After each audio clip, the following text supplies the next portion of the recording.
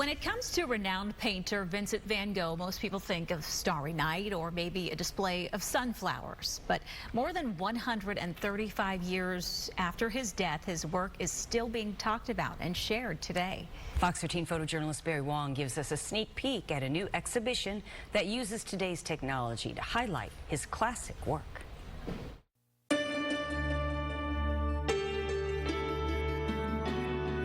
Van Gogh is an artist whose work is immediately relatable and also still is revolutionary.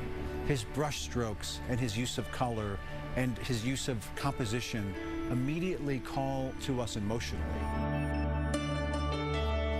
When we look at a Van Gogh painting, we know what we're looking at, but what we see is something presented in an entirely different way. Van Gogh, the Immersive Experience, really is what it says it is. An incredible journey through and into the world of Vincent van Gogh, where you experience his life and his artworks like never before. You first learn about the artist objectively through learning about his works through text panels, through small immersive theaters, through studying his paintings in reproduction. We then are able to see his works built out in 3D, so we can step into Van Gogh's famous bedroom painting. We can see his courtesan or geisha painting in all of its layers that created so much depth. We can walk through a field of sunflowers where we're literally in the south of France. And then we get into the immersive room where we are surrounded by Van Gogh's works. One of the parts of Van Gogh's story that we all know a little bit about was that he struggled with mental health issues.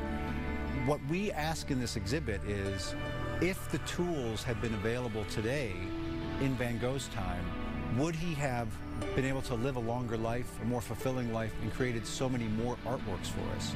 So what we want to do is we want to shine a light on his struggles with mental health, not only to highlight his resilience as an artist.